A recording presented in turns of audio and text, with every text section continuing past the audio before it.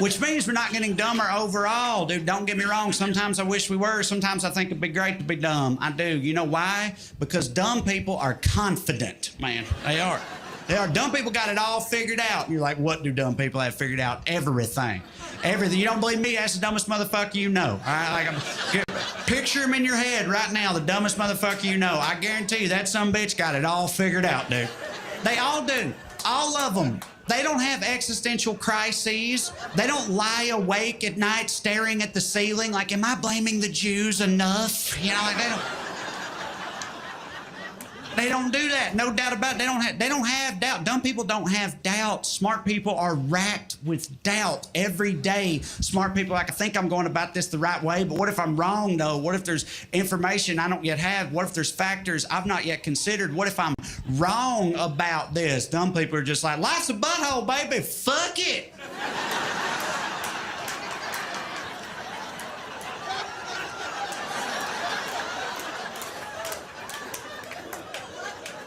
And I'm jealous of that, man. I am. I think most smart people are jealous of that if they're honest with themselves. Why do you think this shit's so popular with smart people?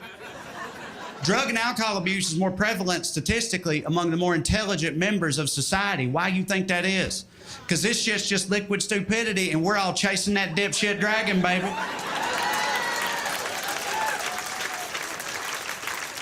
It's true. It's true. People call alcohol liquid courage. They try to act like it temporarily makes you confident. No, it temporarily makes you dumb, and confident is a side effect of dumb. That's how it works. And we all know, we've all experienced it. You go out one night, you're drinking, you're lighting the room up, you're the life of the party, you're killing it in your head. Right? You go home, you wake up the next morning like, God, I'm such a fucking idiot. Why did I say all that dumb shit last night? What is wrong with me? Right, well, imagine you never had to wake up that way. You never.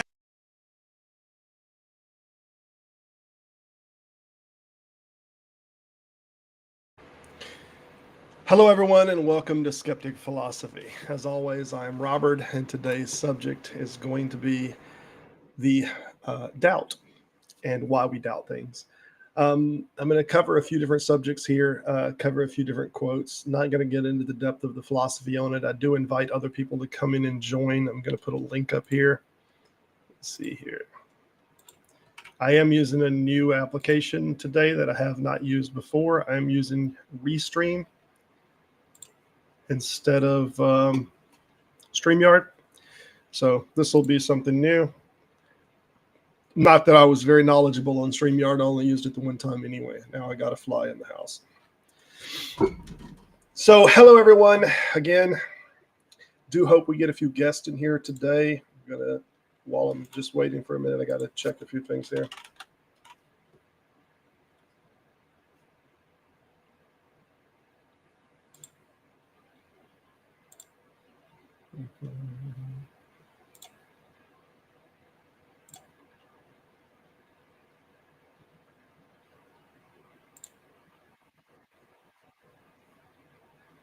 Okay, that'll work. Just want to make sure it was public. Posted right.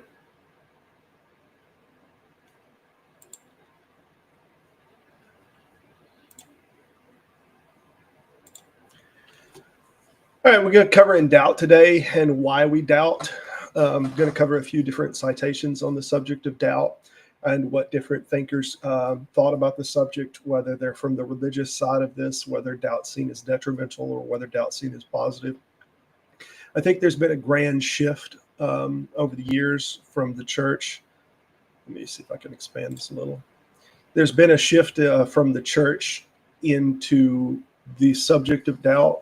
We used to have, in the early Reformation movement, we had figures like Martin Luther that took a position that doubt was problematic and that even reason to some degree was an inferior tool upside faith, that faith was more virtuous than reason. Obviously, in modern society, this has taken a bit of a shift, even inside of the Christian domains, where that now we have Christians that try to argue in the subject matter of reason, They try to argue that there is a God, and it's not exclusively Christians. This is inside of the theist camp as a whole, that there is reason or logic to believe in the existence of God.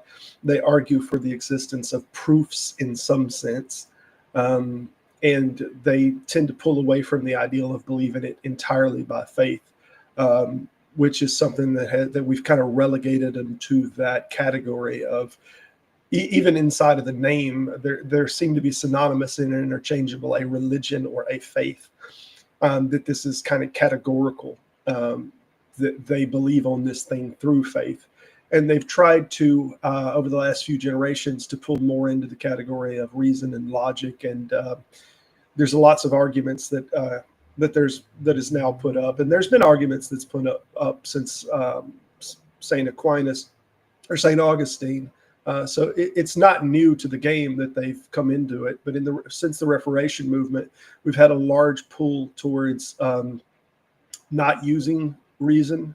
That there's citations like "pluck out the eye of reason," and that that you have to kill reason for faith to survive, kind of thing. So this is something that become very prominent at one point, especially in the Reformation movement. And now we've seen more a scholarship, more of a pull back towards reason and logic, and we've seen the debate stage in apologetics. Into philosophy at a fairly heavy level. So these are shifts, these are changes in the paradigm, so to speak. I do want to make sure that this stream is listed public, and I just didn't see it from my chat earlier.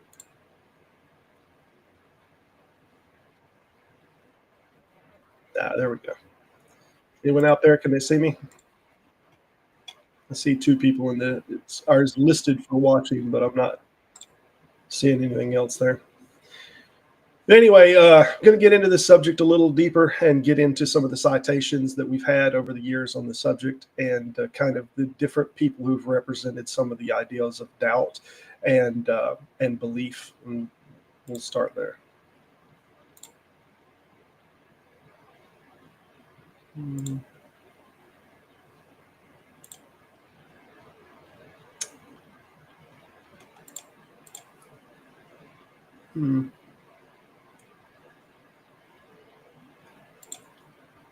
Well, I thought I was going to be able to show documents here. I swore earlier I was going to be able to show documents, but now I don't seem to be able to.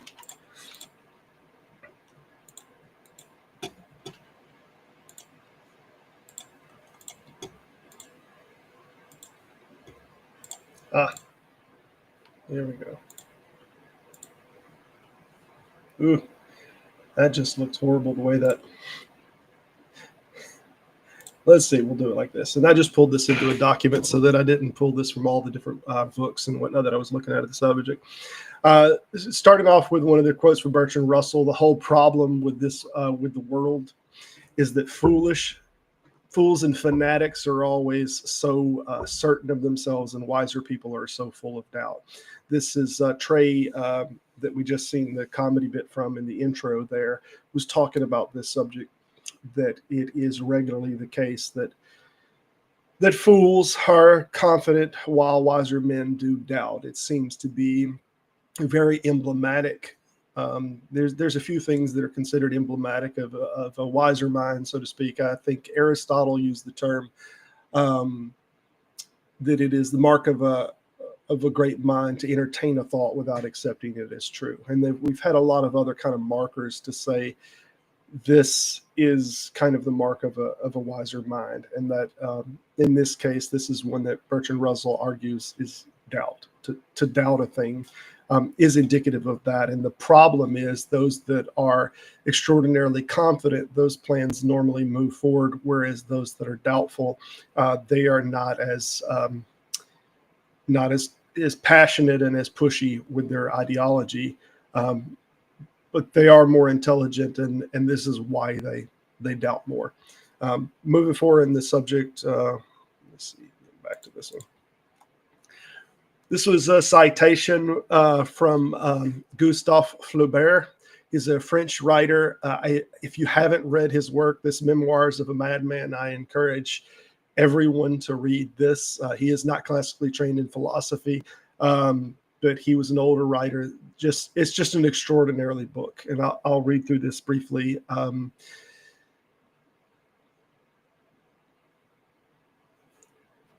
Oh, okay. I thought I had a problem on that. Then weariness took hold of me, and I came to doubt everything. As a young man, I was already old. My heart had wrinkled within it, and seeing elderly people who were still full of life, holding to their enthusiasm and their beliefs, I laughed with bitterness at myself. So young, so disenchanted with life and love, with glory, with God, everything that does or might exist.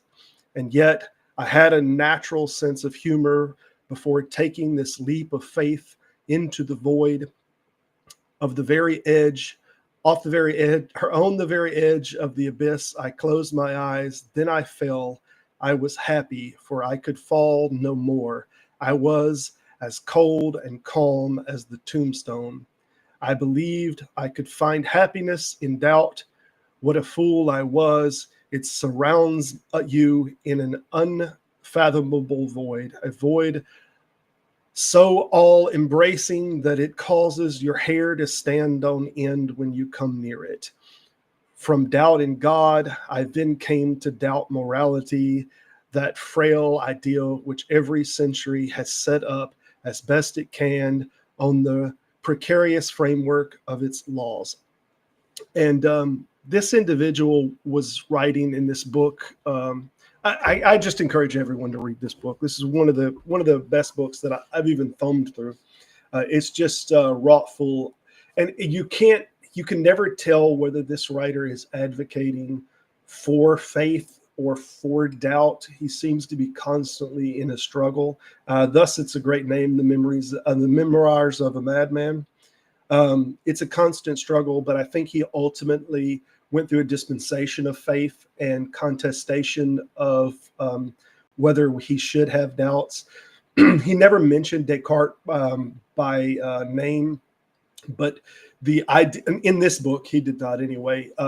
He did in others, but this ideal of doubt was constantly resonating throughout the whole thing. Descartes' method of doubt and kind of breaking everything down. What can one believe and what can one know? Read just a little bit more on his. And this is from a different chapter in the book. Of course, it is possible to live and even die without ever having wondered what life and death are.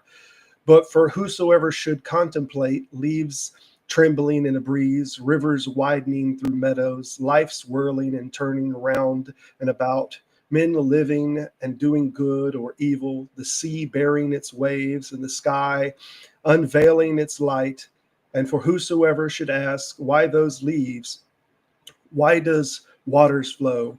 Why is life itself such a terrible torrent, losing itself in the boundless ocean of death? Why do men walk? Why do they work like ants? Why the storm? Why is the sky so pure and the earth so squalid? For such a person, these questions lead to darkness from which there is no escape. And after that comes doubt. It is something which cannot be spoken, but which is sensed. Man then becomes like the traveler lost in the sand, seeking on all sides some path that will lead him to the oasis, and seeing nothing but the desert. Doubt is life. Actions, words, nature, death. There is doubt in all of those. Doubt is the death of the soul. It is the leprosy that takes hold of worn down races, and illness that comes from knowledge and leads to folly. Folly is the doubting of reason. It is perhaps the final act of reason. What can we prove, or who can prove it? This is very resonant with Descartes' ideal of reducing everything down to what he can know and what he can't know. Again, he doesn't mention Descartes by name, I don't believe, in this entire book. but it's definitely something that resonates. I'm going to pop back to the main screen just for a minute, see how many, if any, we got coming in to watch. But this is one of the greater contemporary influences of this time. This is about 1830, I believe this is being written somewhere in there. I should have wrote the date down on that. Oh, I did write it, 1834, up at the top. So this is heavy influence, just to let you know the time frame where it's at. But this is some of the ideas of doubt. I think ultimately, Mr. Flaubert was a French man, and he originally wrote all this in French, and then it was translated over. But I think in the end, he was an atheist, the best I could tell from the literature. And but he struggled with the subject, and he struggled with doubt, and he struggled with faith, and it's very reflective of this struggle and Descartes' view of what we can know about anything. And there is an inherent problem in knowledge. And let me see here, close this. There we go.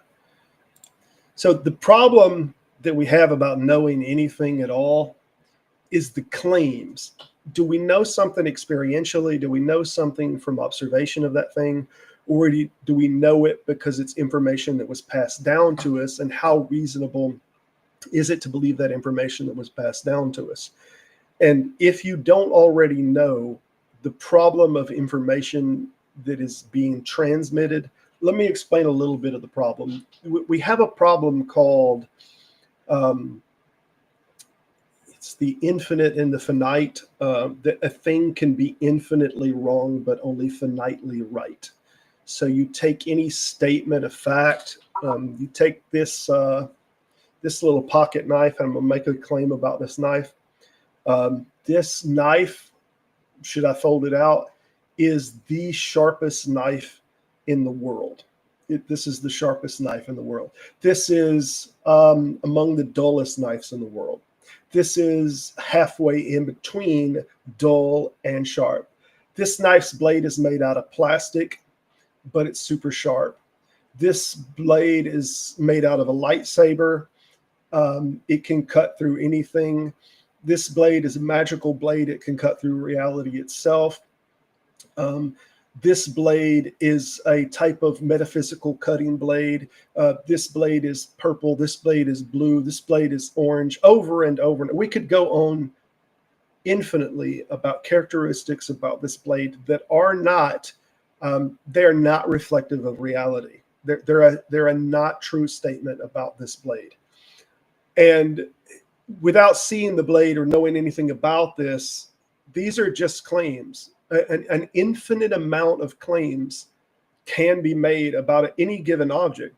And it's only because we're seeing this object that we even have any ground, to some degree, we're seeing this. We're not seeing the blade, but we have somewhat a reason to believe that there's a blade in this knife, or what looks like a knife.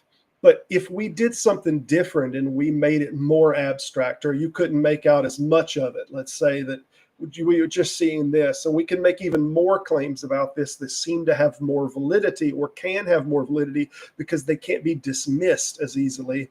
Or then we can get into the maximally abstract, and we can remove it altogether, and we can say, I have in my hand a golden watch. I have in my hand a pulsar star shrunken down. I have in my hand, and we can be more reasonable about this, a calculator. I have in my hand a cell phone, and so forth and so on. There is now an infinite runaway of things that we can make a claim for, and they can be infinitely not true, as in they are not reflective of what reality is.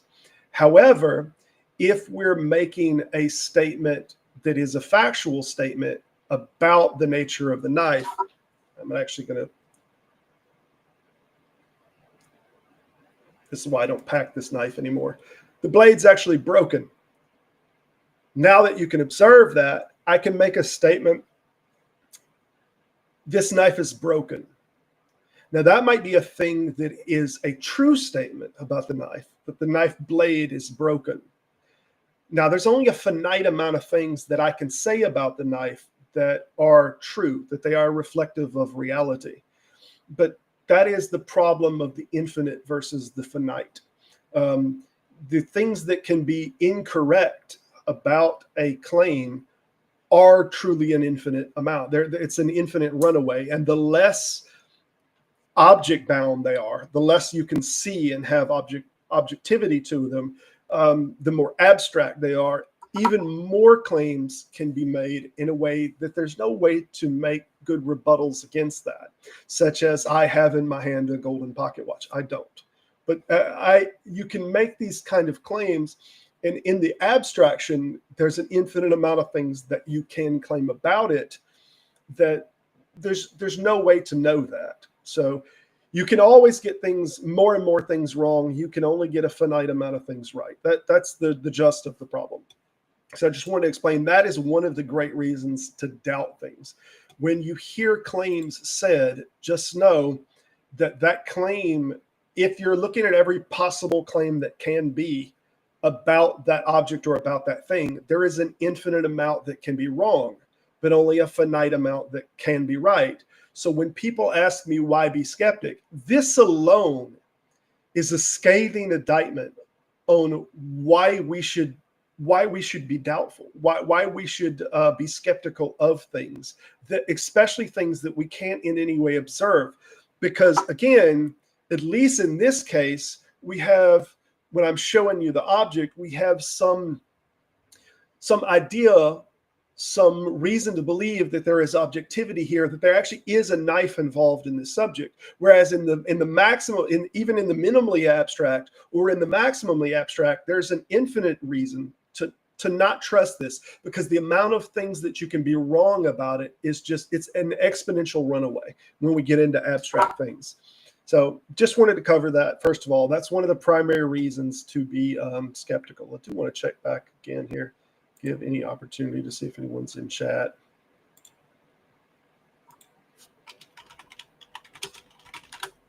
Was hoping for a few people to come in here and me not just engage regularly in conversation here. But we'll get into a few more of these, into the citations.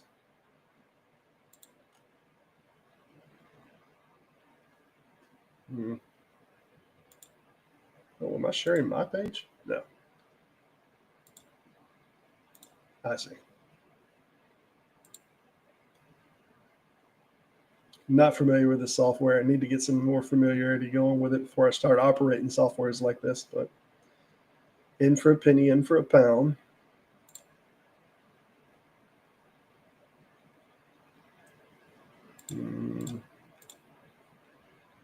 Here we go. We'll go down a little further in here. We're going to get some into Martin Luther's ideas here and kind of see the contrast of the different people in these categories. This doesn't specifically talk on the subject of doubt, but it leads into it.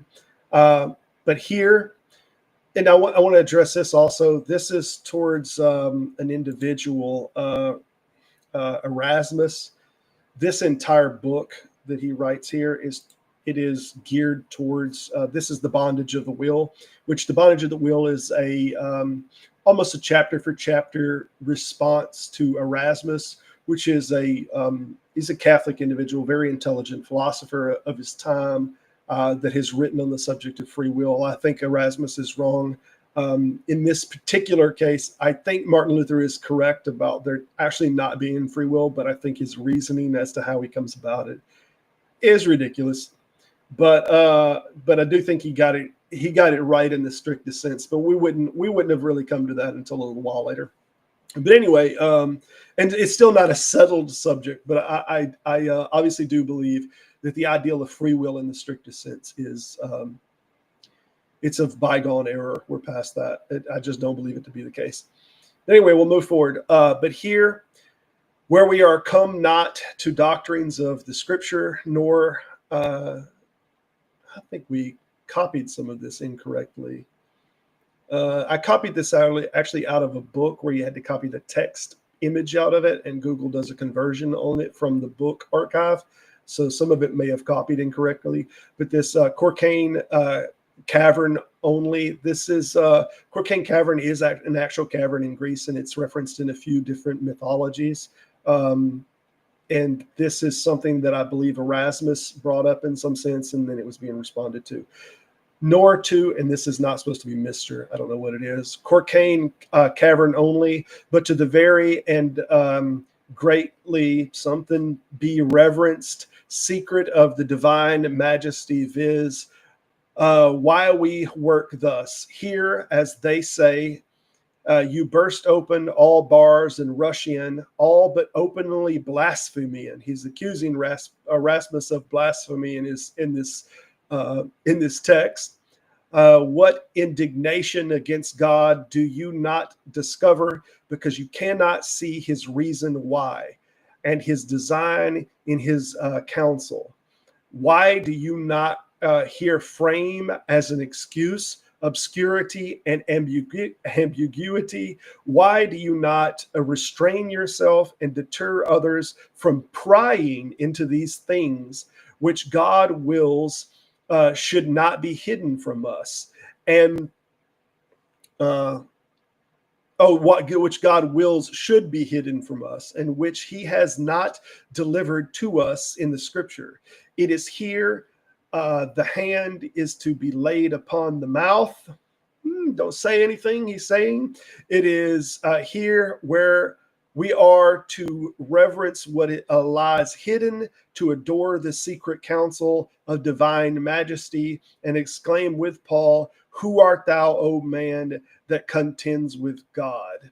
So this is the ideal that there are secrets, there are things that we're not supposed to know. Erasmus mentions some of this, and there's something of a rebuke from Martin Luther about the secrets of God, that these are things that are not to be known. And I think he goes on at length after this. Maybe it's a different chapter, but he goes on at length naming some things, and he dawdles for a while that no man knows the day or the hour at which he cometh, that these are closely girded secrets. He uses these as examples of things that are God's knowledge, but not to be known of man, and so forth. So this sets a little bit of the tone, even inside of the Reformation movement, that there's these mystical things that aren't supposed to be known, that we're not going to come to that knowledge, so we might as well move past it.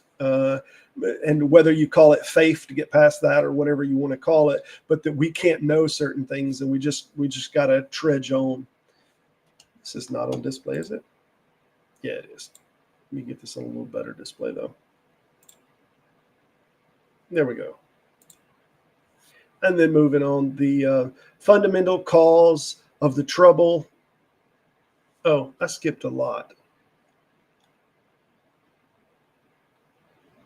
Oh, this is two different sections from two different, this is still from the bondage, but, and Christ also saith, whosoever confesses me before him will I confess before my Father. Peter commands us to give a reason of the hope that is in us, but why should I dwell upon this? Nothing is more known and more general among Christians than assertions. Brother, you're preaching that one.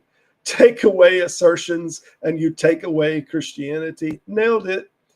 Nay, the Holy Spirit is given unto them from heaven, that he may glorify Christ and confess him even unto death, unless this be not the asserted, unless this be not to assert, to die for confession and assertion.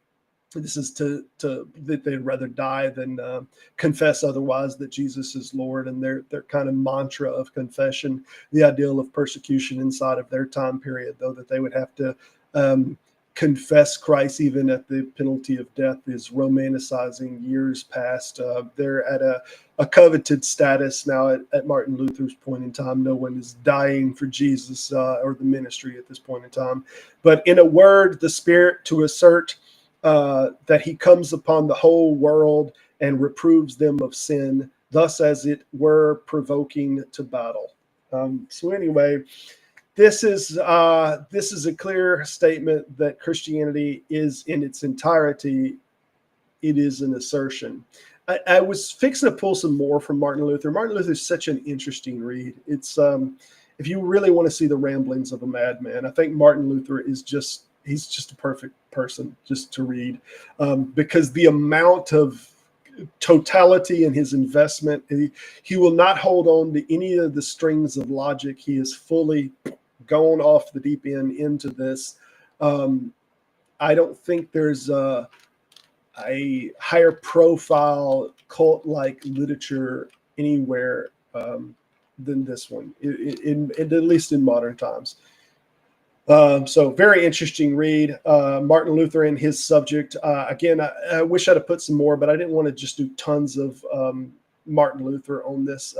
This is a different version that Russell said in another book on the subject, The Fundamental Cause of the Trouble in the Modern World is the stupid or cocksure, while the intelligent are full of doubt. He said it more gracefully in his last citation.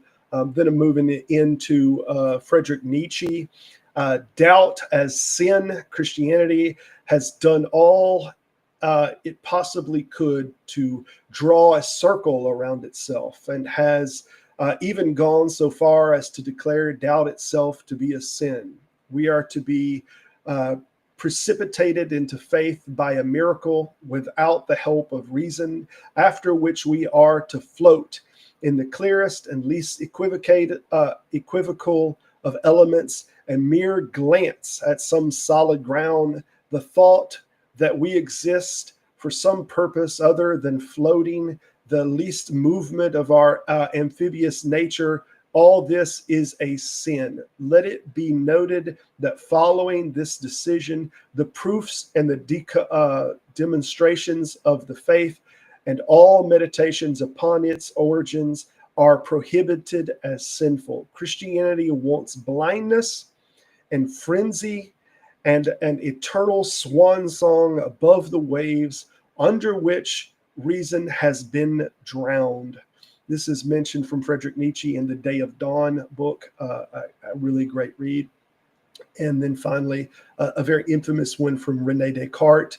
If you would be a real seeker after truth, it is necessary that at least once in your life you doubt, as far as possible, all things.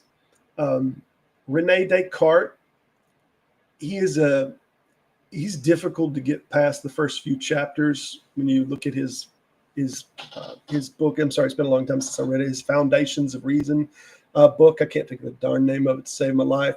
First Principles, I think. It's difficult to get past the first chapter because it's so praising of the Catholic Church and the ministries. And keep in mind, I think it was 30 years prior to this book, though, we had the last execution by the Catholic Church by fire, that we had a gentleman that was burnt to death for heresy. So keep that in mind when he is very praising in the first chapter of the Catholic Church. And I think it's very telling, though, in his honest approach, that he reached the method of doubt, that he totally got where a complete place of doubt, and he rebuilt it right back exactly the same way for some reason. There was not a thing, especially inside of religiosity, that he pruned away. He got all the way back to the same place of the Catholic Church, being the presence and the representative of God. It's why I largely think it was a disingenuous gesture.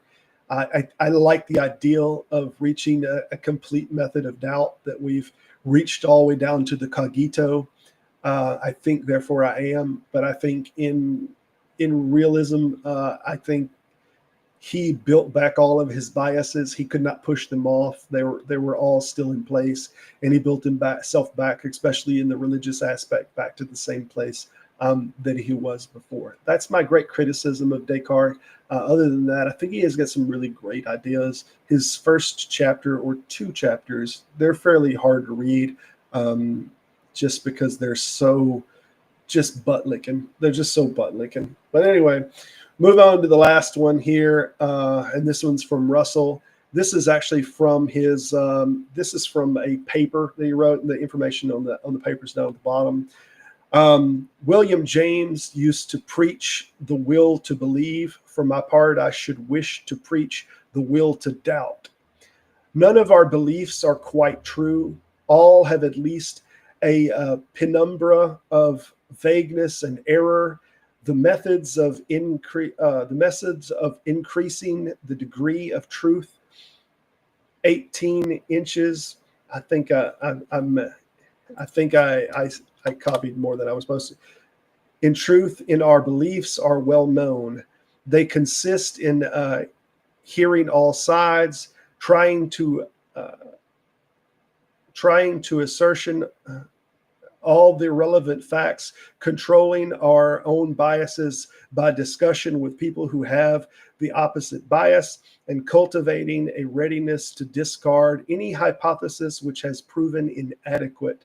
These methods are practiced in science and have built up the body of scientific knowledge. Every man of science whose outlook is truly scientific is ready to admit that what passes for scientific knowledge at the moment is sure to require correction with the progress of discovery. Nevertheless, it is near enough to the truth to serve for the most practical purposes, though not for all. In science, where alone something approximates to genuine knowledge is to be found, men's attitudes is tentatively and full of doubt. Tentative and full of doubt. Great quote here from Bertrand Russell. I think I'm going to close this one completely now. I think Bertrand Russell was very influential to me on this subject, where I don't think Bertrand Russell's generally seen by many very philosophical minds today as, hey, Deconverted Man, I did leave a link if you do want to pop in here. I don't think he's very influential inside of the philosophical sphere today, except in a few things in mathematicals. I think he did a whole bit where he grounded the number one. It's like several chapters on grounding the number one as a thing that exists. So I think in mathematics, he's been very influential, but I think for the most part, Bertrand Russell was just somebody who was later, and he understood all of the arguments of Hume and Descartes and Kant and different great thinkers. And he was able to articulate these in ways that resonated with the layman. And I think I first read his book, The Problem of Philosophy. It's one of the first philosophy books that I ever read, and it was extraordinarily influential on me. But all of this is about the method of doubt. I do encourage anyone to pop in here. I am pending. I don't know how to mess with any of this. Whoop. There we go. Yeah, D-Man, if you do want to come in here, by all means, pop in. I think the link is listed. If not, I will do it again. But just chatting here about doubt and why we should doubt. I am only doing this video for about an hour. I think today we're at 38 minutes in. But if you have anything, please, by all means, come in.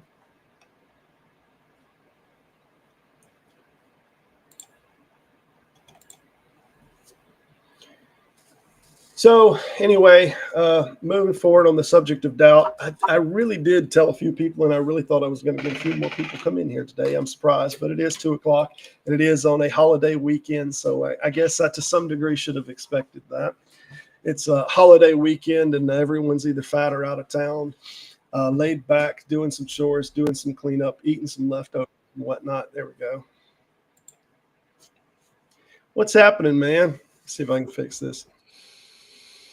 Hi, how's it going? How's it going? Did you just clean up or shave since I saw you last? I mean, I don't know. Maybe there's something different.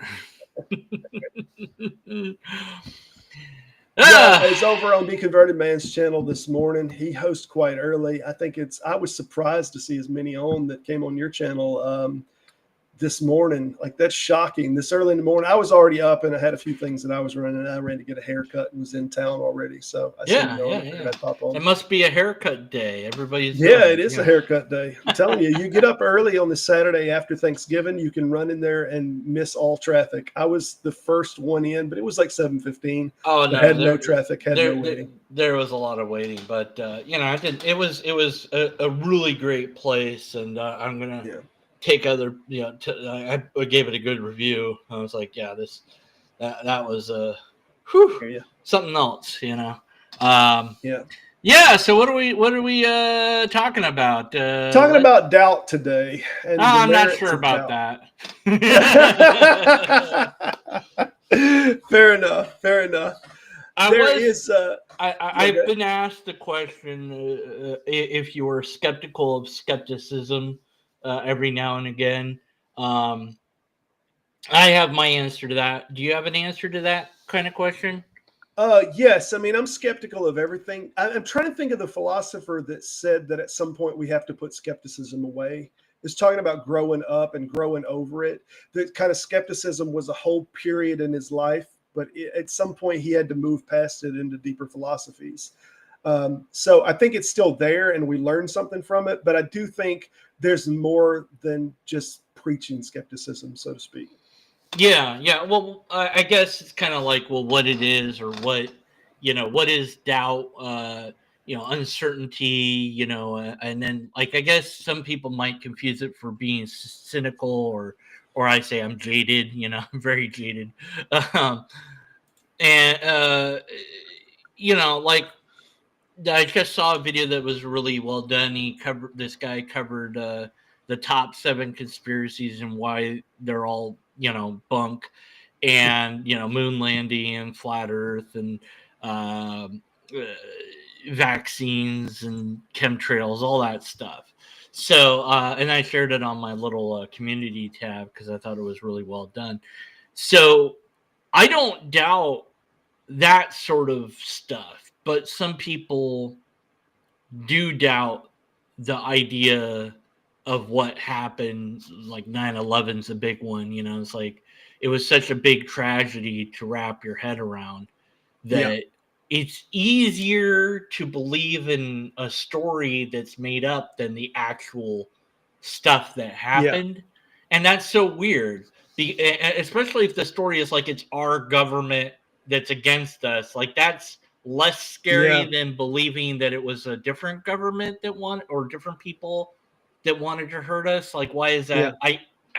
So maybe it's like preferential agency, I think, is you're like choosing what agency, either that you think is more viable or an agency that you have more animosity to. And I don't mean agency in like the government sense, but just an agency of consciousness. Like, because I mean, obviously it was a conspiracy. It was a conspiracy. It was a conspiracy of 8 guys that got together and right. It was a conspiring action that was to be done in secret, and then no one was to know it until the brink of it. So, but people would rather believe that it was the government. And I think there's another motivation that we don't think about, though. I think some people think that the government could stop these things.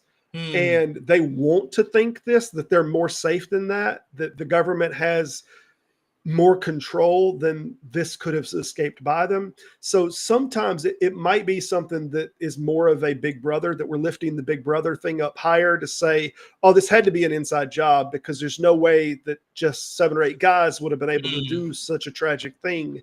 And it's just a cognitive dissonance that creates security in their head to say that this is not something that's just so easily done, which it's not anymore. We've made it more difficult. Obviously, air control and everything it's just harder to get in. But I think it's very possible we could still get plastic weapons in, knives and whatnot. Yeah, I mean, anyone that's smart enough can figure out something that would hurt people. I would suspect a cyber attack of some sort or whatever. I mean, but I mean, you just, if you really want to screw up a lot of things, you set a nuke above the ground, not on the ground, because if you blink out the computers, we're all screwed. and that EMP of that magnitude would do it, and that I don't know, it cause all sorts of Well, I chaos. don't know how viable EMPs are. As far Well, as a the nuke in money the that went sky in. would cause. Yeah, absolutely, absolutely. Yeah. But I think that's just one of the reasons that But yeah, particular one. so there's things like we shouldn't. To me, it's like we shouldn't doubt. Like, I don't know. It's hard to say. It's like it's not the scientist that matters. It's the science. Like, Yeah. it's like, and I think that people got annoyed at or irritated by trust the science, because it's like that's kind of like it sounds too much like a slogan, Yeah. And it's like, well, wait a minute, how, why, it's like just believe all the. What do you mean, And it's too abstract. So people started doubting, especially COVID. Like everybody was doubting everything that was going on during that. Yeah. So there's harmful doubt as well as good doubt. So how do Yep. we Balance it. how do we determine when or when not to doubt any given subject? I think there's only one good answer to that, and that is accountability to the information dispersal. So when you have people that are dispersing information that we don't know who that person is, they're able to say all of these things under an anonymous name and without any repercussions of being wrong or being inaccurate. That's problematic. So when I hear people say, these things are true and we can't even we don't know where this information has come from, there is literally no accountability. And this is the bread and butter of conspiracy theories, not only in the context of them not giving their name, but even the people that they're accusing. It's always a they are doing this, they are doing that. So there's no finiteness of definition that you can say this is who is claiming it and this is what's being claimed, and then we can see if this thing materializes, and then we can judge this person just a bad interlocker or a bad person giving information. So that's hugely important. And with scientists, we have peer-reviewed papers and stuff. We have papers that are put out, they can be tested, the methods of their testing. So I don't think there's a better platform to make a claim, to show what you did to test that claim. I don't think you can get better than that.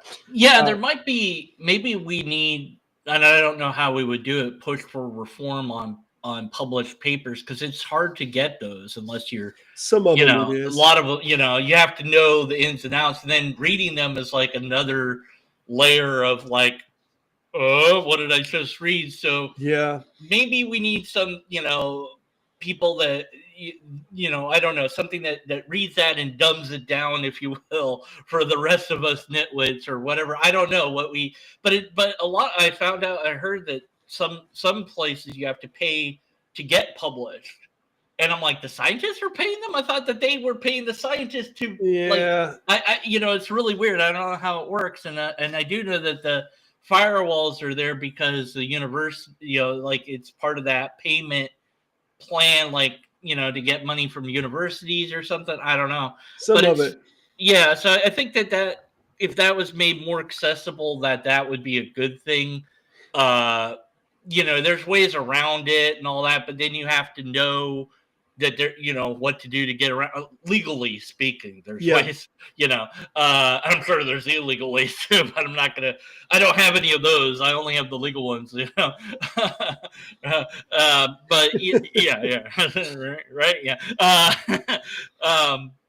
maybe that would, but that would help, I think, to some degree, because there's like some topics, like you go, okay, well, where's the science on that? And people will say, oh, well, it's out there, but they don't. It's like, well, how do it's like, how do you find the thing about, so such a nitty gritty issue, it's hard to and find. Some of it, it's in the most scientific format, like the layman doesn't understand. And I have tried to stumble through papers of stuff that was clearly above my head. But I think when you get into like Scientific America, there's some science groups that will cover a lot of these documented papers, and they cover them more to the layman. And I think that's probably the resource, and especially when you're doing citation to people, because especially if you're talking about something like quantum fields, or you're talking about, things that you have a brief understanding from a paper like that, trying to give them the paper itself. Hell, you don't understand the paper itself. That was broke down in something like a science journal or whatnot, or a trusted source that gave that. And I think that's the better way to approach it.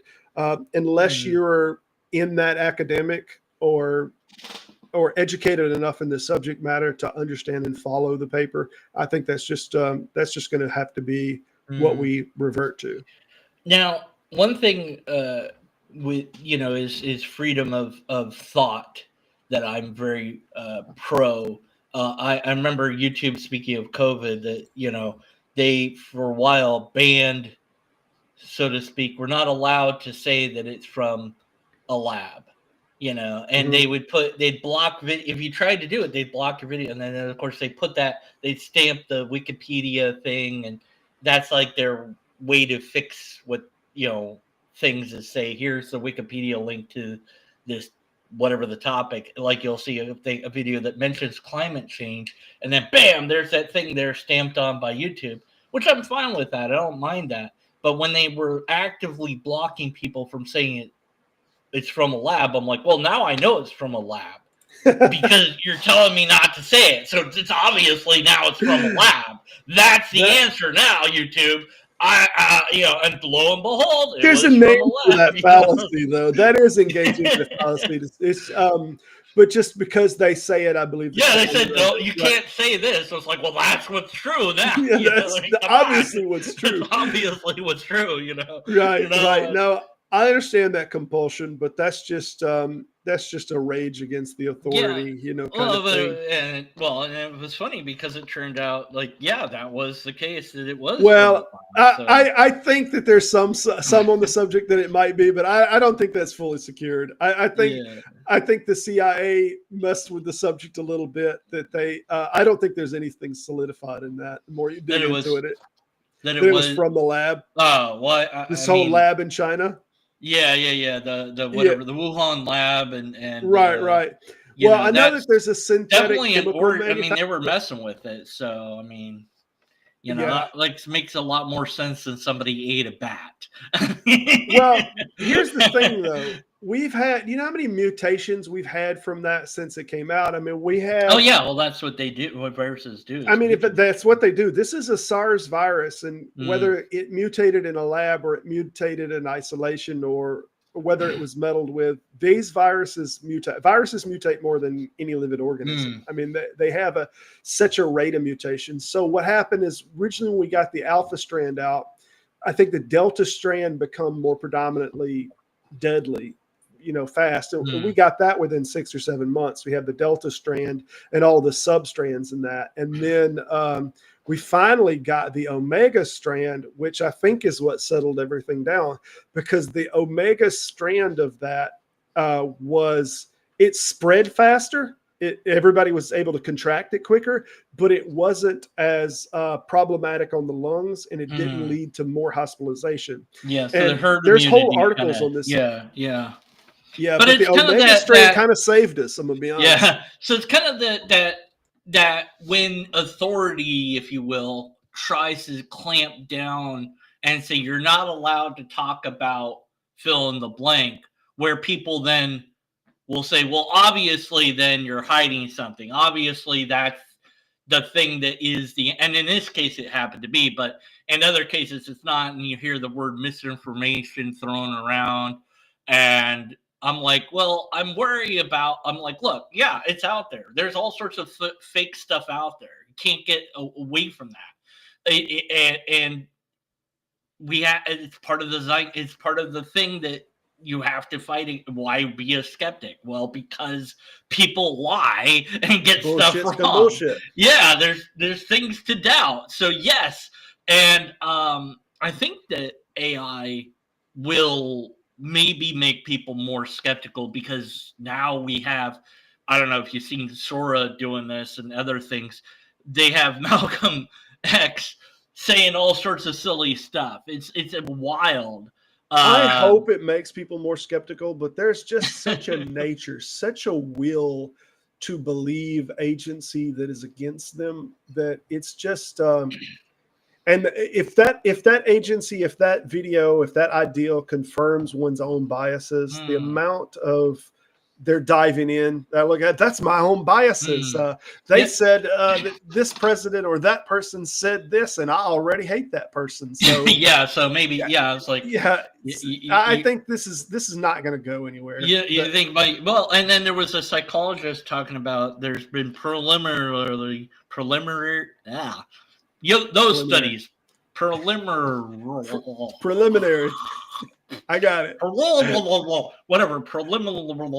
My words don't want to words today. Study, whatever, not really like Pew's study, but it was, something put out where the psychologists are worried about AI and they're worried about how people are using it. And that they said, well, at first the guy, he was talking in the video about how he was worried. He's like, well, maybe sick people or however you want to say it, the mental issue people are using it, and then that's why they're killing themselves off or whatever. But it's like, no, actually, we think maybe it's causing people to go crazy. And it's doing the exact opposite of what like a psychoanalyst would do, where a psychoanalyst will push against you to try to like where you come in and you're like, hey, everybody at my work hates me. It's like, well, maybe it's you problem, not a them problem, right? If one person's a jerk, maybe then they're the asshole. But if everyone hates you, maybe you're the asshole, Yeah. And so that the AI, instead of pushing back on you, accepts everything you say. And absolutely. And so it kind of like it, because you're anthropomorphizing it, even if you know it's not a human, your brain doesn't know that. And so you start to form a relationship with it. It starts refeeding you back everything you've said and agreeing with everything. Yeah. And so it makes you more paranoid and more crazy. And I'm like, oh, that's great. But ChatGPT was like pretty low on their risk list. They had some way to evaluate, and some were higher than others. And I'm like, okay, I'm safe. Okay, fine, whatever. I'm like, I use ChatGPT. Am I crazy? Yeah. I'll say this. All of them can confirm your biases. I've done two little kind of to have it be an arbiter against me and to ask it to argue against me. I think I did a video on one of the subjects. You did it. And it was constantly, I need you to give some resistance to me. I need you to still man me. Yeah. You have to constantly remind it, don't fold into what I'm saying. I need to put your dukes up and argue against me. I put it as its core like memory thing that it will always remember. I said, use the scientific method, use logic, use reason. Do not, always use the truth. Do not, always, do that.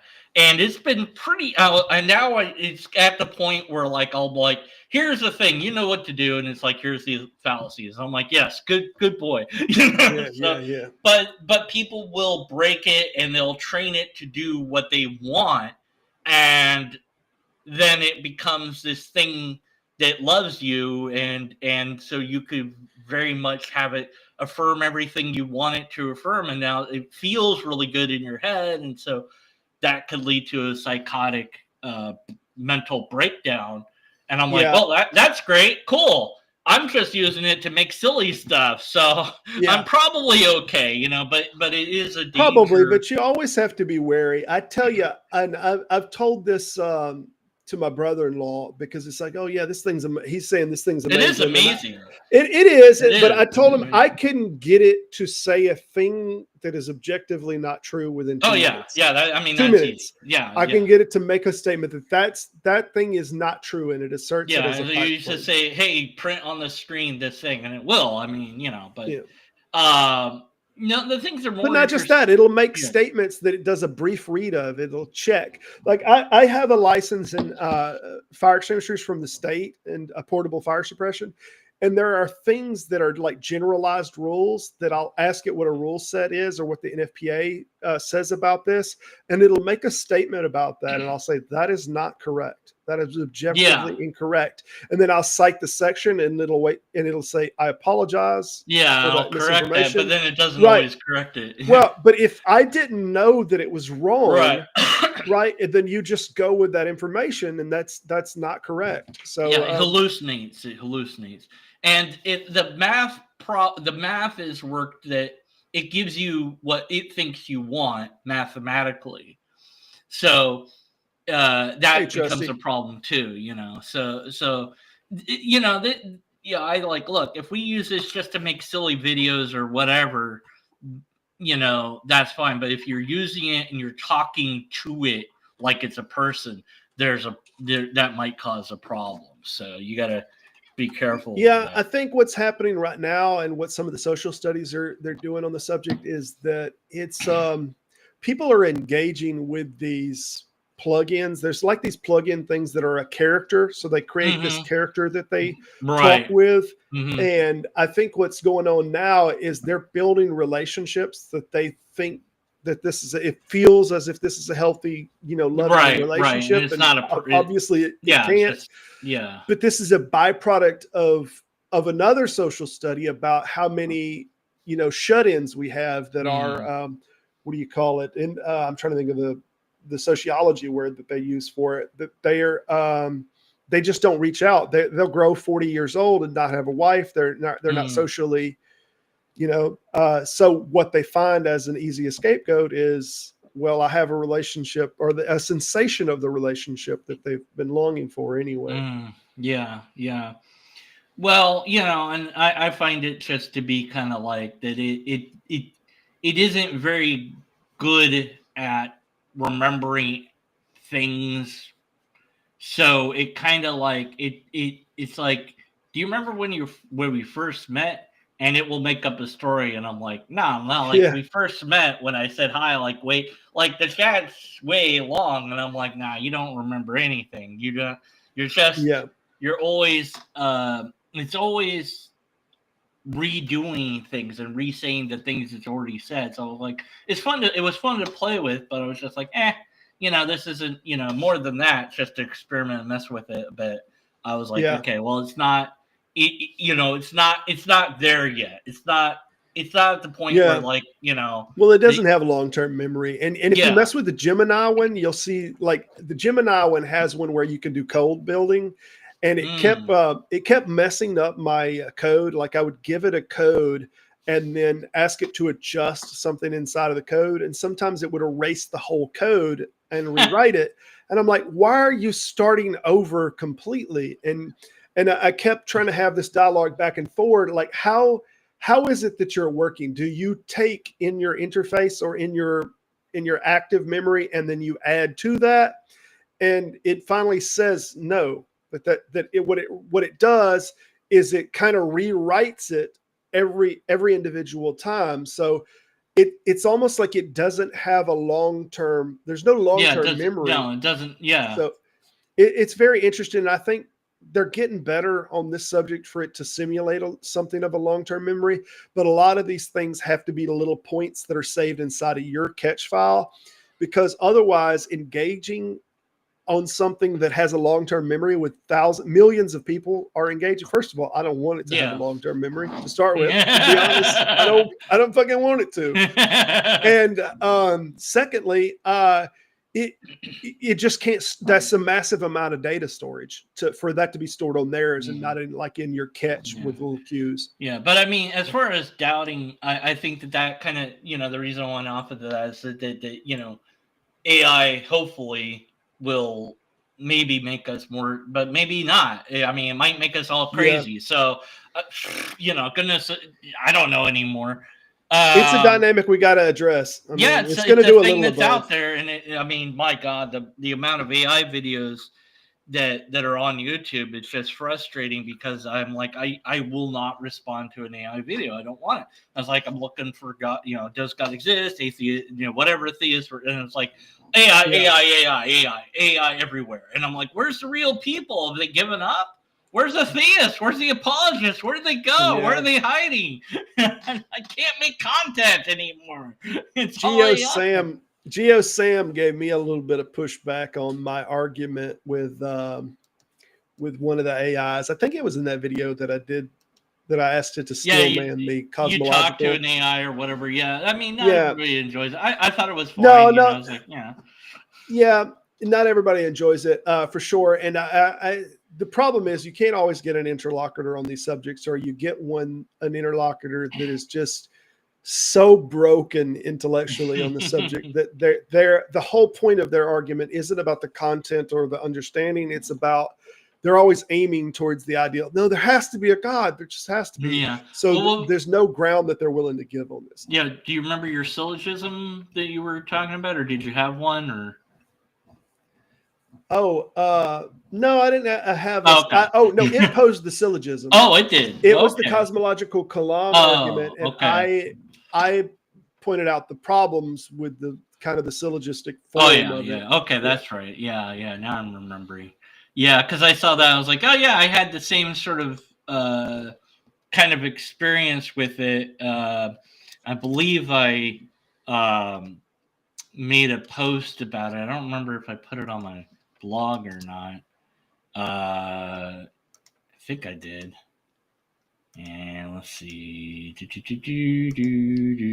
And there's a lot of problems with it, and there've been more intelligent people than me that made one on the cosmological Kalam argument. I just don't. The reason I like to address the first problem, there's a lot of problems in the cosmological Kalam. Several. But I like to address the category problem to start with. It's like parts of the whole. There's a word that we use for make. And we say, well, I made a chair, or I made this thing. Right. And it begins to exist. Right. We mean ex creatio, or what was the damn Greek of it? We made it from pre-existing material. Right. And ex we just compiled, we just put things together, and now it is this in an identity. Whereas this is not the same as to say made from nothing. Like that there was no material, the material came forward. So when you start the premise with everything that exists was created, you have no premise on that. You can't even make that statement, because you're conflating two creations. You're conflating everything that was assembled with everything that came into existence, and you don't even have an inference. I was pressing back this one guy that was typing only, and he said, I said, when does it mean to begin to exist? And he's like, well, when the paperclip is a paperclip, it began to exist. And I'm like, okay, so I'm not really sure that really answered the question. Like, when it's cooled down, now it's a paperclip, so it began to exist the moment it was a paperclip. And I'm like, okay, so that's a thing. Now, what things are the universe made out of? And that was the end. I never heard back from him again. I'm like, okay, so yeah, you didn't have anything. I was like, right. Yeah, I did write a blog about it. Okay. It's you could do it like Lego. You could say you're in a room full of Lego, and I think that's what I used. I believe, in the cosmological one, in the argument that everything inside of the room is a Lego, like everything in there. So you can say everything that is in here snaps together. Right. So, because all Legos snap together. Therefore, everything snaps together. Therefore, the way that Lego blocks were made was they were snapped together. Like that. No, these are two different things. Yeah, these are two different things. How the Lego blocks were made. Most of the car is made out of metal, so all of it's made out of metal. Right. But that's the same thing that you're getting with the beginning premise of the cosmological Kalam, that everything that began to exist had a cause. You're right. What about humans? We are made out of chemicals, or we are made out of molecules, or it's both, because molecules make chemicals. But could you reduce it down? Well, everything is made out of atoms. Well, sure. Everything we know about that word everything. I'm careful about that because it's a superlative. There's a joke about this. There's a joke. Yeah. Atoms you can't trust atoms because they make up everything, right? Right. No. The joke is the two kids were learning in school, and the dad is trying to get them ready for school, and she's reading her paper, and she's like, "Dad, is everything really made out of atoms?" And he's like, "Yeah, everything's made out of atoms." And then she says, "Are shadows made out of atoms?" And he's like, yes, no. And then the other boy asks something else. I can't remember what his question is, but are they made out of atoms? And he's like, "Shut up, get ready for school." A shadow isn't a thing. Well, right, and somebody an interesting question. I think some science channel covered it, was the speed of darkness, and it's like, wow, that's an interesting thought. Yeah, because just how fast can light go away? Right. That is, you are asking, what is the speed? When you turn off the light, how fast is darkness faster than the speed of light, or is it the same speed? Or is it, I can't link my thing because I don't have a lot. I don't have. I don't have a wrench. Where's that's? I was like looking for the chat here. I don't know. Whatever. It's on my blog. You can find it's Lobster Logic blog spot. It was Adam idea. Can you click on the private chat and drop it in there? Where's that? I see chat. It's at the bottom left if your interface page is the same. Oh, there it is. I see. There it is. Okay, so there. Yeah, there's that. Hey, so there it is. There's my debate, quote unquote, with ChatGPT. Because I knew I threw it somewhere since I was talking about that. I brought that up, but if you want to read that or check that out, but yeah, I put up a poll. I was like, do people read my blog? And like 5 people said no, and I'm like, why? That's the thing. I saw that when you put it up, and I was like, do you know that there are some questions that the nature of that question is not going to get the right result? Yeah, I was like, wait a minute. No, that's not what I wanted to ask. Yes. Right. I was like, yes, no, or I've never heard about it, but now that I know, I will. And I'm like, cool. And I'm like, all right. So 7 people, or whatever it was, said no. I'm like, wait a minute. It doesn't tell me why. Why do you not read my blog? Because that's the question I wanted to know. Right. But you're going to get more yeses, I would think, than no's, unless you just cultivate a crowd of smartasses, and that may very well be the case. I don't know. It's like, I know you have a blog. Do you read it? Nope. Okay, fine. But then Bitchpot blog, of course, his name is blog. He's like, I have a blog. I'm like, well, if you tell me to read it, I will. If you announce that you put a new post, I'll read it. Sure. And I saw it. So I almost put no because I didn't, and I don't want to be dishonest. I didn't read it. I was like, I've never read your thing. Put no, and I thought about it. And I was like, I won't put no because I have not read it yet. If I did, I would put yes. But it's one of those things. I'll read that. It's fine. Yes, I'll read one thing, and then I'll never comment or tell you about it or tell you how I feel about it. Like, okay. Like, do you read my? People have got my book, so I know that. I got a couple reviews. I did get that many for the other books, but that's all right. I think people like them. So that's good. But it's funny. It's like the thing with YouTube. It's like, I go, hey, people, post a comment because YouTube wants you to comment. This chat doesn't count. And I'm like really begging them to do it for real. And they think I'm joking. I don't know anymore. And I'm like, I'm serious. And I'm like going crazy, but I'm also joking. And I'm like, I don't know. And then they don't comment. And I'm just like, I don't know what I'm doing. But the non-live videos take me way longer to make than the live videos do. Yeah, I got one I got to get back to that I was working on that I never finished. Do I even have anything? I don't know when you came in on the conversation. Anyways, Sorry, I'm all over the place. Doubt stuff. About the knife. I was talking about the knife, and the reason that I mentioned it is because you asked. Here it is. So I was mentioning it earlier because you asked me a little while ago, what's up with the why be skeptic What's the argument Yeah, for being skeptic? Or like why? And there's a few different ones, but the main one that I like in terms of claims is the finiteness of true claims and the infinite of false claims. So, like I was talking about with the knife, I could say that this knife, for example, without pulling the blade out, that this knife is the sharpest knife in the world, that it's the dullest knife in the world, that the blade is made out of plastic, that the blade is made out of, kyber crystals, and so forth and so on. You can make an infinite amount of claims about it that are not representative of reality, whereas you can only make a finite amount of claims of it that are reflective of reality.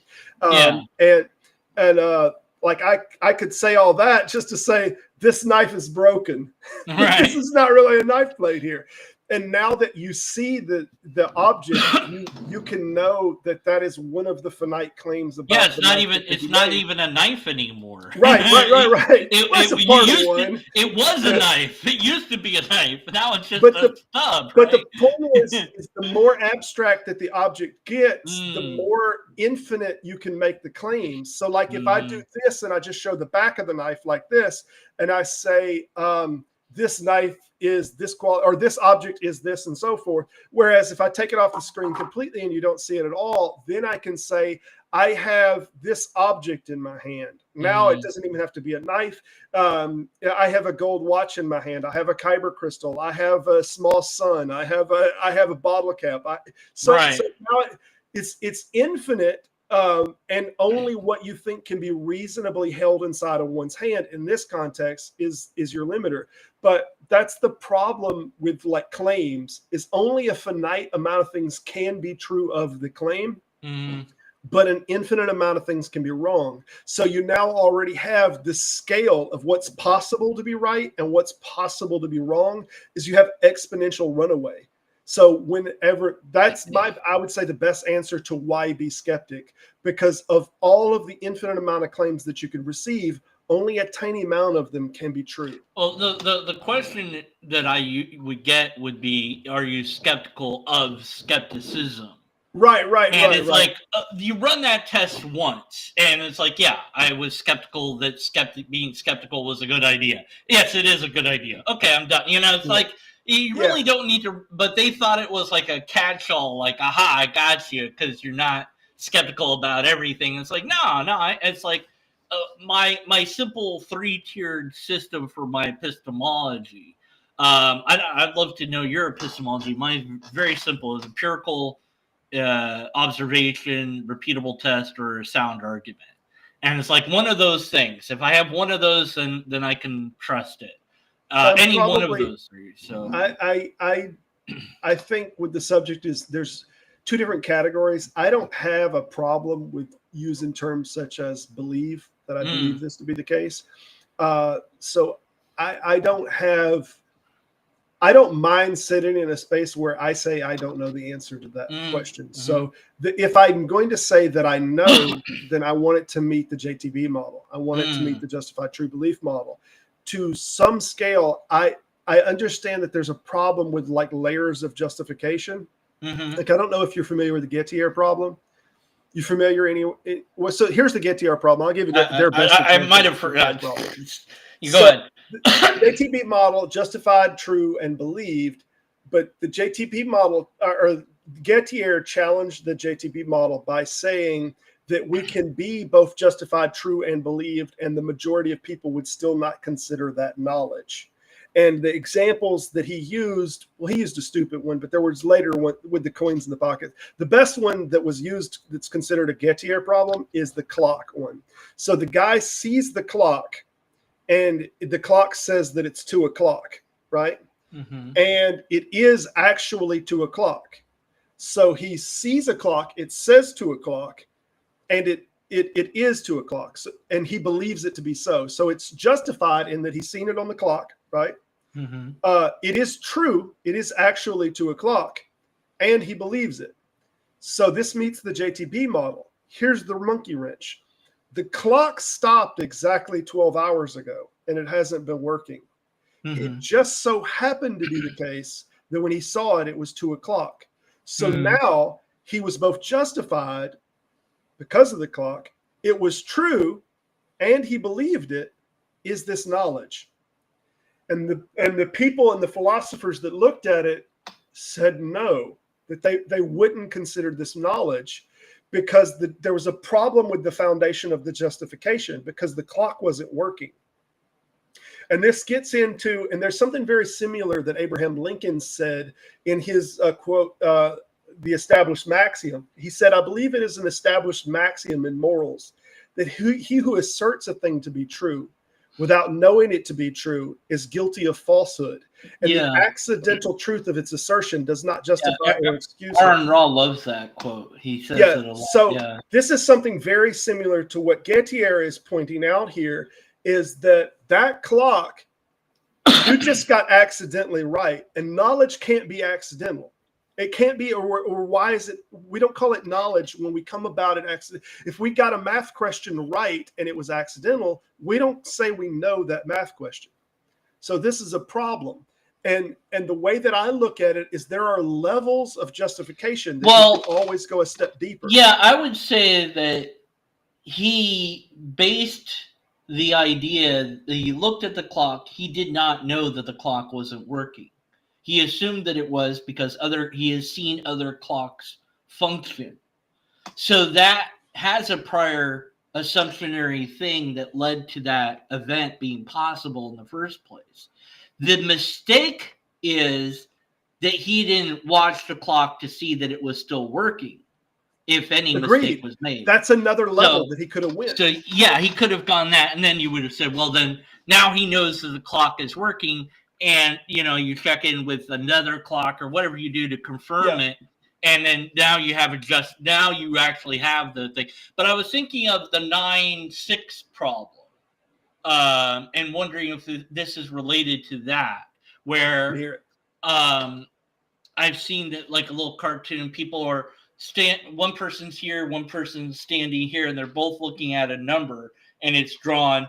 It looks like a 6. Well, but if you're here now, it looks like a 9. So, and then it was kind of saying, well, there's no truth because everyone has their view. And I'm like, no, it's both. It's the 6 and a 9. it's both of those, Well, so, first of all, it's a representation. What the thing is to start with. It's a representation of an abstract ideal, which is a number. So. Right, but who's right? And it's like they're both. It depends where you're standing, Yeah. So, but it's who's right as far as what? Because we can always.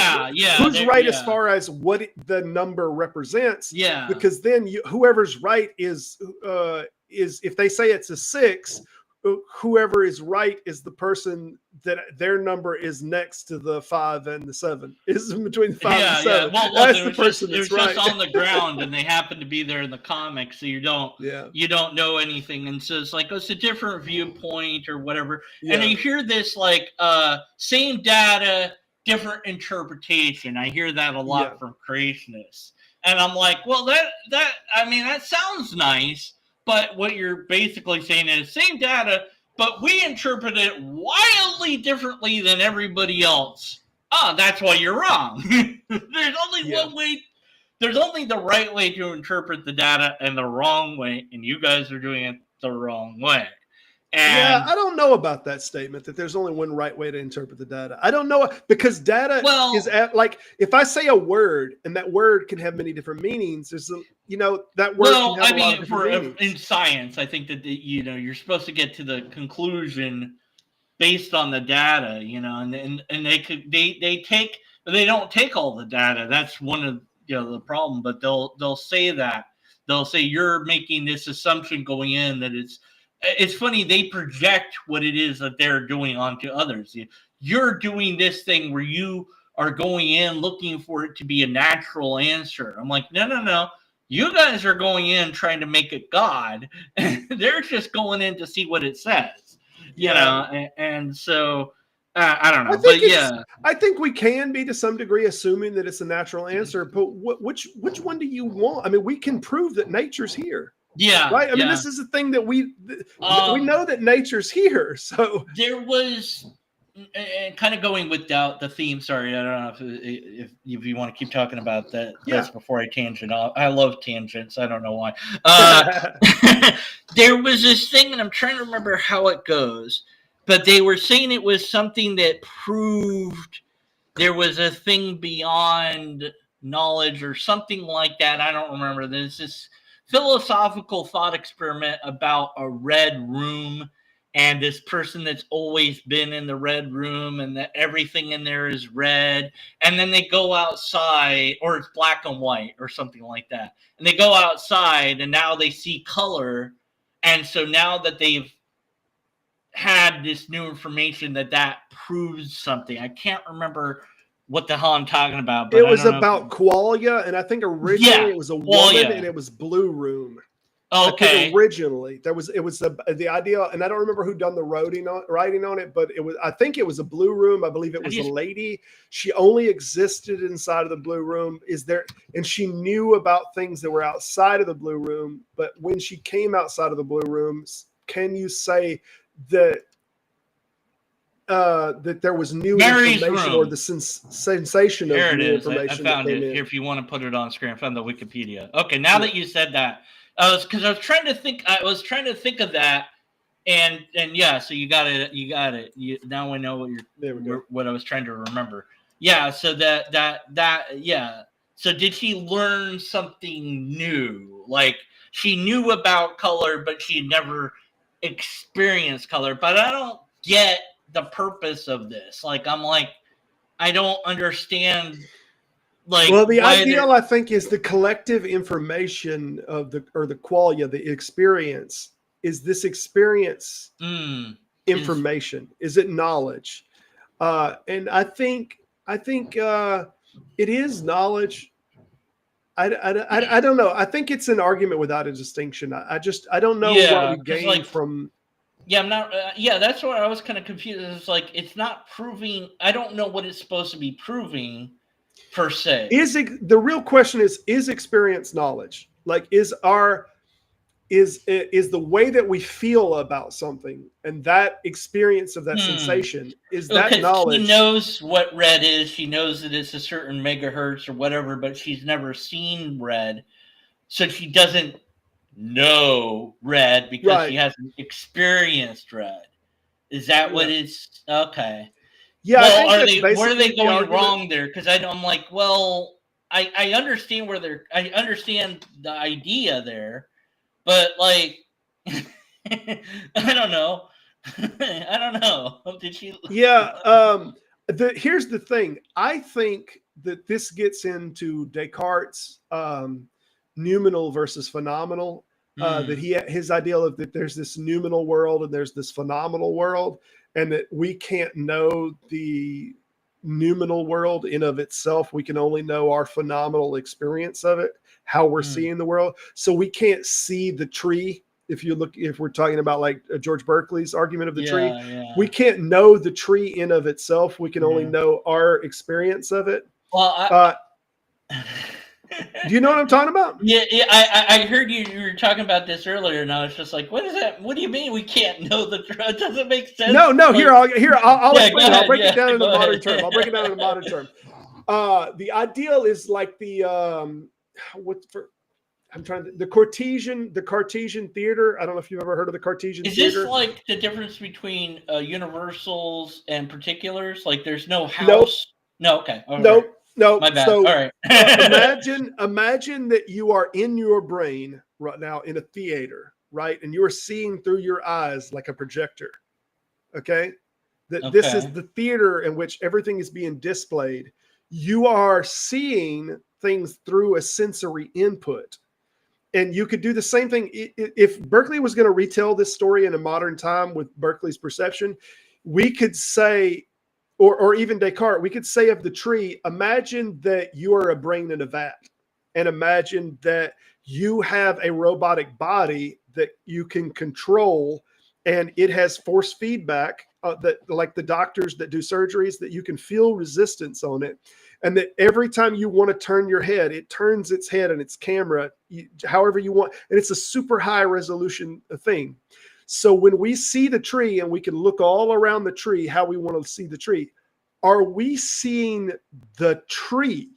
Or are we seeing the projection that the camera and the system is bringing to our mind?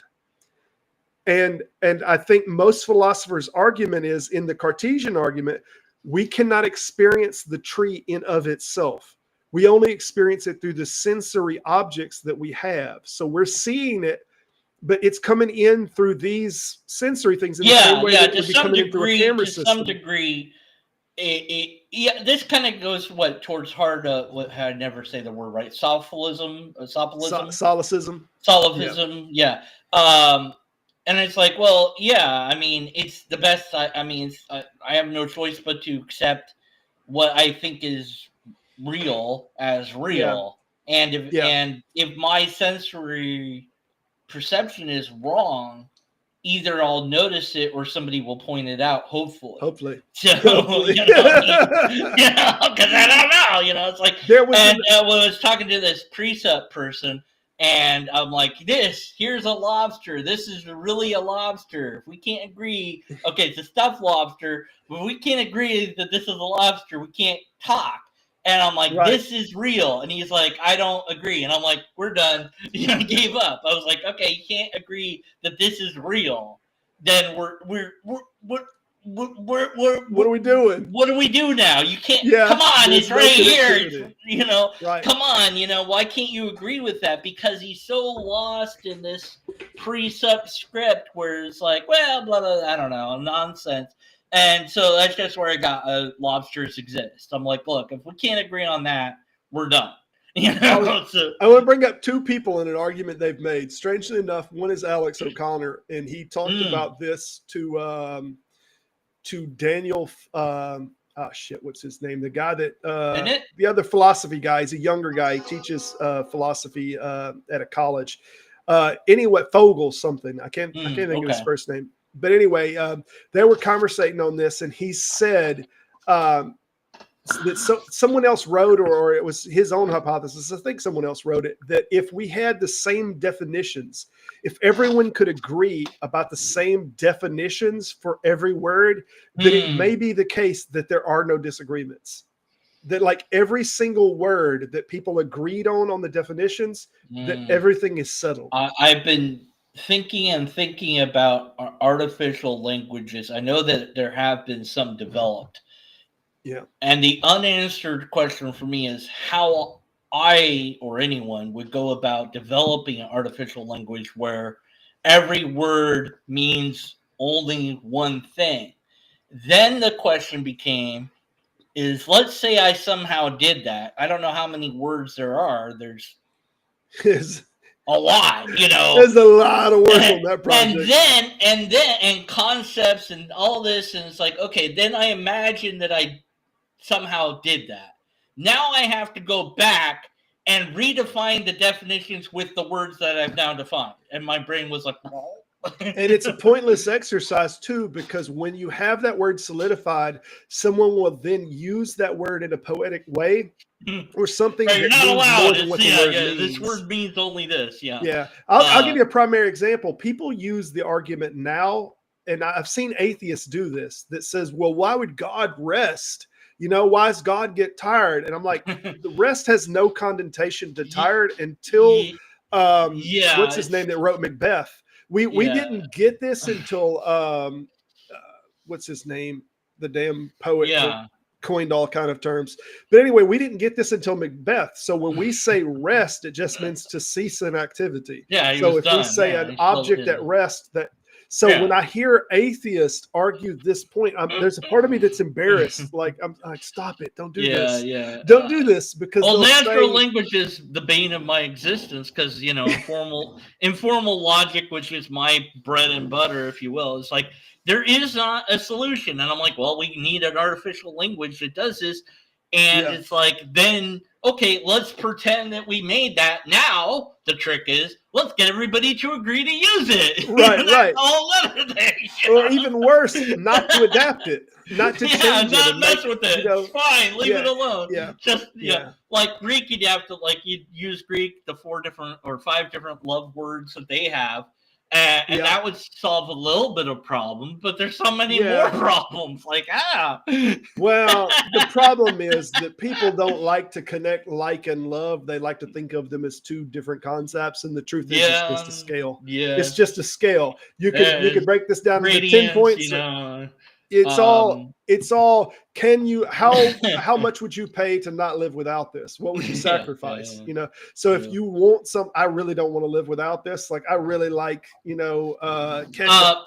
You had said, or somebody else, was it you that said, or somebody else had said, I saw somebody write that free will wasn't real. Was that you or somebody else? No. Oh yeah, that was me. I don't believe in free will. I don't subscribe to the idea of I have a statement that I think is funny. I'm like, okay, if you want to prove free will is real to me, just eat a plate full of fecal matter. And so then I win either way. If they do it, then I win because it's funny. And I'm like, okay, I guess you proved it. But they're not going to do it because who wants to do that, right? So I think that free will would be extraordinarily limited. That there's things I don't want to do. Like I really don't want to do them. And even though I could do it, I just don't want. I'm not gonna because I don't want it. But maybe there's something that could incentivize me to do it. Well, but these PSR guys. Have you seen these PSR arguers that do and I think I mentioned this. There might have been this morning. I mentioned it briefly. PSR folks that are like the PSR is that something has to have caused. Well, if you're going to maintain that the PSR is an absolute, then how do you account for free will? Because what's weird is Christians that'll do the PSR argument and say, well, that everything has to have a cause. Well, what is the cause of action of free will, right? Like, how do you will this thing and not that thing? What is the cause of you willing to wear this color shirt and not that color shirt? Yeah. So what's wrong is that they want to eat their cake and they want to eat it too. Yeah, they want to argue the PSR, but then when they say, well, the PSR really, in its strictest sense, kills free will. And what is free will, anyways, is that the ability to do arbitrary action is how I would think it is. Is that what free will is? The problem is people define it a little different. That's why we're never going to. That's what I'm saying. But I go, okay, I did a thing. Free will, right? And is that, but I had to think about doing that before I did it. And then I had this question I asked to Answers in Atheism because he's more of a sciencey guy. I was like, before I think the thought, what starts that? Let me ask you this then. That action, let's say that we rewound time right now. Right, when I do it again. You put that on your head, and you did not know that we rewound time, and we started in the exact same place with all the exact same information. Yeah. And the most logical model of the PSR would say you would do exactly the same thing because all the atoms, everything was lined up. It could not have been another way. It would have always had. I would have always wore this blue shirt. If the eyeball closes and there's no more observer, then I could have done it differently. There you go. Quantum wave function lets me have it. I don't know. But yeah, I don't know. I'll be happy with whatever I know that neuroscientists are figuring out free will or trying to at any rate. And whatever they come up with, I'll be like, yeah, okay, whatever. It doesn't. I don't know right now is my answer to that. Well, maybe you're familiar more with those studies than I am. No, less so on the studies and more so on the philosophy of it. Okay. And from Spinoza and even Albert Einstein was convinced that we just don't have free will. It's just an imagination. The deterministic universe. It's a deterministic universe. Yeah. Right. The problem is that should change how we do justice, but it doesn't because we don't have a choice but to view justice in the way that we do. There's that, and Sam Harris addressed this a little bit. I saw him talk on the subject. Like, what if? So we don't have free will. What does that mean? Does that mean we don't punish crime? Because then it still changes the outcome. You know what I mean? Yeah, that's the thing with what, and then that leads off to another tangent of what is justice and how do we, is it good that I want to see somebody punished? Like, there's a whole nother question it's like, okay, this person did this thing that harmed me. I want them to feel the pain I felt, but doesn't it make me a better person to not want them to feel the pain I felt? Right. So it's like, I don't know. So the best argument that I've ever heard for not free will is, and I think Spinoza is who ultimately, he's the big book that I forget the name of the book that he wrote, that convinced people, and he's the one that convinced Albert Einstein, look, that just free will is just not a thing. So, but I think the ideal is that if you can imagine in space that there's a rock just floating there and it's perfectly still, and now we have another rock that has been set in motion by whatever means, it's traveling at an exact speed in a rotation, and it's continuing in that. Once that object is in motion, it has a trajectory and a path that it will go, right? That unless some other force acts upon it, it's going to continue in the motion that it's in, right? And whatever that motion is, whatever that rotation is, whatever that tumbling is, from the moment that it was acted upon, where it's going to land. So let's say that object in motion is now going to hit this other rock in space.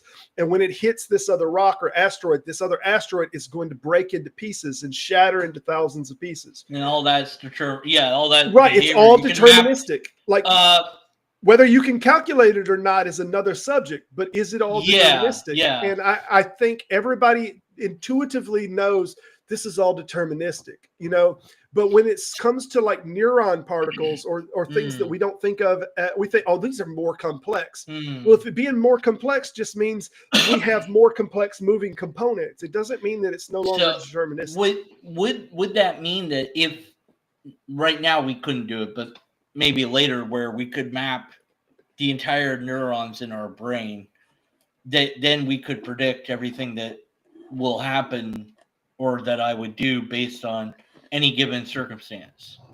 There are books that are written on the subject that suggest that we can't for individuals, we can't count for individuals, but we can for social movements and large structures. In fact, there is a book that is based off of a sociology book on this that is called The Foundation, which is now made into a show, which is on Apple. And the ideal is that the scientist that's involved in social manipulations and study of large group movement, that he has predicted that there will be a civilizational collapse, and that as far as he's concerned in his model, it's not avoidable. It has to, and it will happen, just because of a social predictive model that it will collapse because of inherent distrust, the growth and rate of distrust of government, and how stages wind up developing. But anyway, that's a sci-fi one, but I believe it's based off of a real sociology ideal that you can track larger social movements. Yeah, I remember reading about the riots from Rodney King era, the Rodney King riots. And I mean, I barely remember it happening on the news because I was pretty young back then. But later reading about it, and then later as a skeptic, I think I encountered things that studied it where there was people that were law-abiding citizens that during the riot suddenly found themselves stealing TVs. And that they never had done anything before like that. And they never would again. But everybody was doing it, so they did it. And they don't know why they did it. And I thought, that's interesting. And then I saw the experiments like where they do the whole people face the back of the wall of the elevator thing and stuff like this. And I'm like, well, I'm like, how long can I not do what everyone else is doing? So we can predict to some degree large scale behavior like that, but the individual is still out of our grasp. But maybe one day, hypothetically, one day we would be able to, like, okay, we map my brain. Now we know everything that I will do under situation X, Y, and Z. And then because we know so much about the world, we know what's going to happen tomorrow. And it's like, this is what you're going to do tomorrow. And I'm like, yep, I'm not going to do that just to spite you. Yeah, we knew you were going to say that. See? Ah! Well, there's another demon proposition. I know you've probably heard of Pascal's demon, but there's another demon proposition, and I'll have to look and see whose it is. But there was a philosopher that proposed a demon that knew the positioning of everything in the universe, so to speak, how everything was and its state of motion forward.